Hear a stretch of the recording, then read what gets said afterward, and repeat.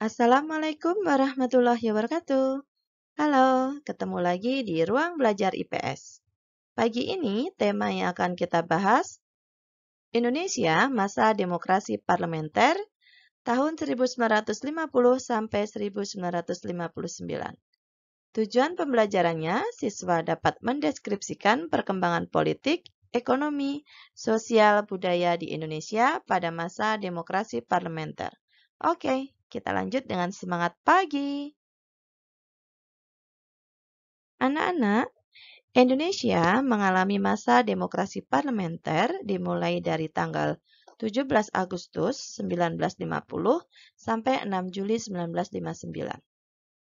Di mana ketika itu pemerintah menggunakan Undang-Undang Dasar Sementara 1950 sebagai undang-undang negara. Masa ini disebut juga dengan demokrasi liberal karena sistem politik dan ekonomi yang berlaku menggunakan prinsip-prinsip liberal. Pertama, kita bahas perkembangan politik. 1. Sistem pemerintahan. Dalam demokrasi parlementer, presiden hanya sebagai lambang negara. Kepala pemerintahan dipegang oleh Perdana Menteri yang memimpin kabinetnya. Parlemen sangat berkuasa apabila kabinet tidak mampu menjalankan tugasnya, maka parlemen segera membubarkan kabinet atau pemerintahan.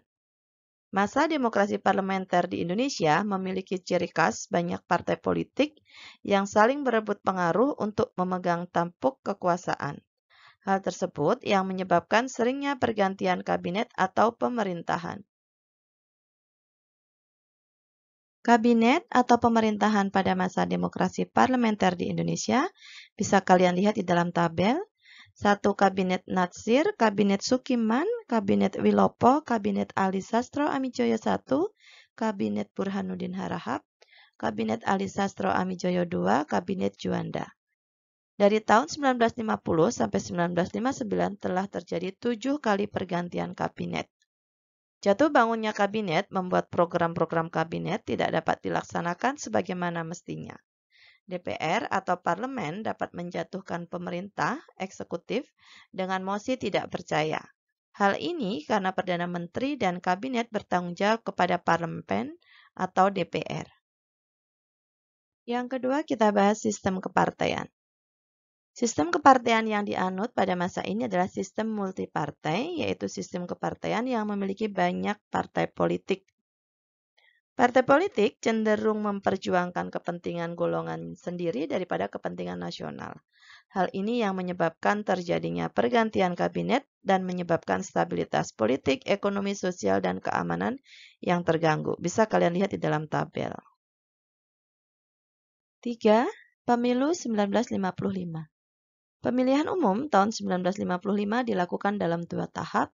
Yang pertama, tanggal 29 September 1955 untuk memilih anggota DPR. Tahap kedua, 15 Desember 1955 untuk memilih anggota Dewan Konstituante yang bertugas untuk membuat Undang-Undang Dasar yang baru untuk menggantikan Undang-Undang Dasar sementara. Perolehan suara terbanyak pada pemilu ini dimenangkan oleh 4 partai politik, yaitu PNI, Masyumi, NU, dan PKI. Anggota hasil pemilu 1955 dilantik tanggal 20 Maret 1956, sedangkan pelantikan Dewan Konstituante pada tanggal 10 November 1956. 4. Gangguan keamanan. Setelah diadakan pemilu 1955, terjadi pergolakan di berbagai daerah Indonesia. Dalam perkembangan pergolakan tersebut mengarah pada pemberontakan yang berniat memisahkan diri dari NKRI. Yang pertama, pemberontakan Angkatan Perang Ratu Adil atau APRA dipimpin oleh Kapten Raymond Westerlin. Tujuannya untuk mempertahankan bentuk negara federal. Pasukan APRA menyerang kota Bandung dan membantai anggota TNI. APRA berhasil ditumpas melalui anggota operasi militer yang dilakukan oleh pasukan Siliwangi. 2. Pemberontakan Republik Maluku Selatan atau RMS. Dipimpin oleh Mr. Dr. Christian Robert Stephen Somogil yang menolak terhadap pembentukan NKRI. Pemberontakan ini dapat diatasi melalui ekspedisi militer yang dipimpin oleh Kolonel Kawilarang, Panglima Tentara dan Teritorial Indonesia Timur. 3. Pemberontakan Andi Aziz. terjadi pada tanggal 5 April 1950 dipimpin oleh Kapten Andi Aziz di Makassar yang menuntut hanya tentara APRIS dari Kenil yang bertanggung jawab kepada keamanan wilayah Makassar yang terdiri dari pasukannya.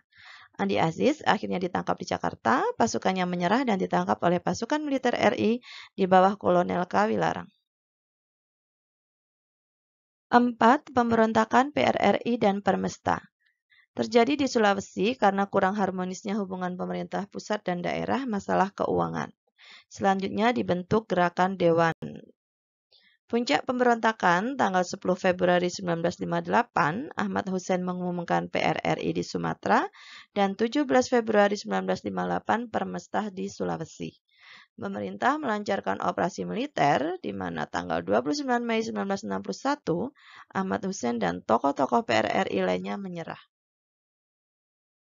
Selanjutnya kita bahas Konferensi Asia Afrika dan Deklarasi Juanda. Pemerintah pada masa demokrasi parlementer mampu mewujudkan beberapa keberhasilan yang membanggakan, di antaranya penyelenggaraan Konferensi Asia Afrika dan Deklarasi Juanda. 1. Konferensi Asia Afrika pada tanggal 18 sampai 24 April 1955 di Bandung menghasilkan Dasar-Sila Bandung.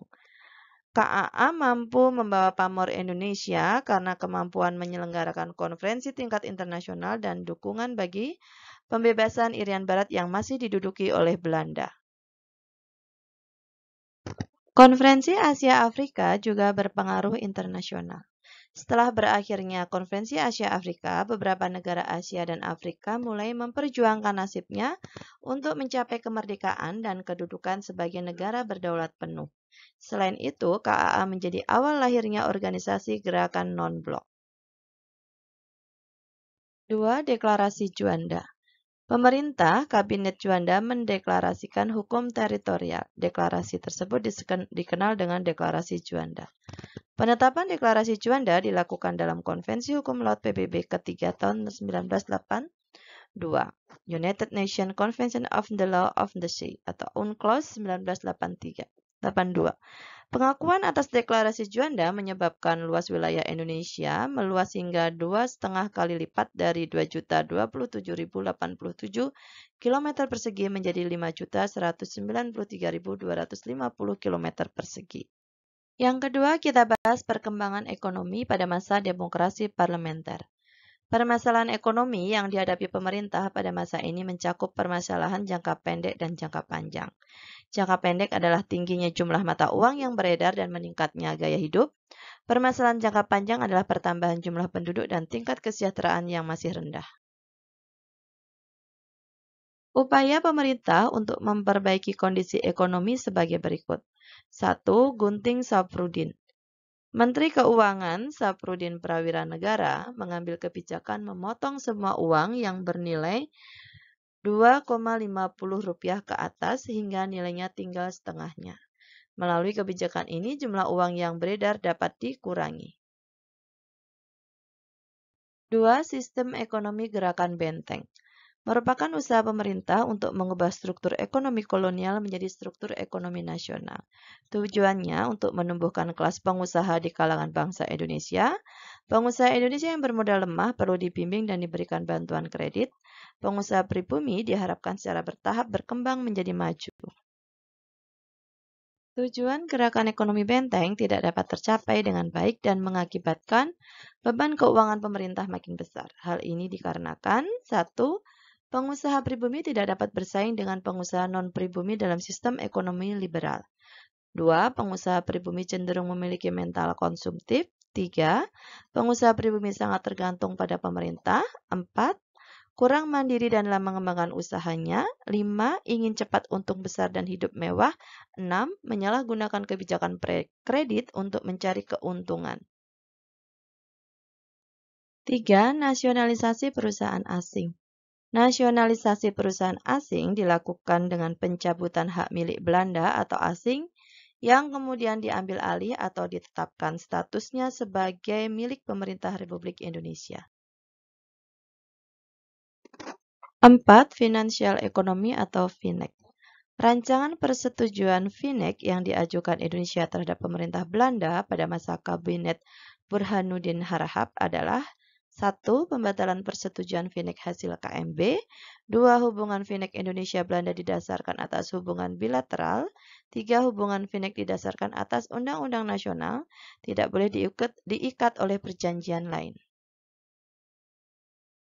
5. Rencana Pembangunan 5 Tahun atau RPLT. Pada masa Kabinet Ali Sastro Amijoyo II, pemerintah menyusun Rencana Pembangunan 5 Tahun 1956 sampai 1961. Rencana ini tidak berjalan dengan baik karena 1. Depresi ekonomi di Amerika dan Eropa Barat mengakibatkan pendapatan ekspor menurun. 2. Perjuangan Irian Barat dengan menasionalisasi perusahaan Belanda menimbulkan gejolak ekonomi. 3. Adanya ketegangan antara pusat dan daerah sehingga banyak daerah melakukan kebijakan ekonominya masing-masing. Oke, selanjutnya kita adakan kuis.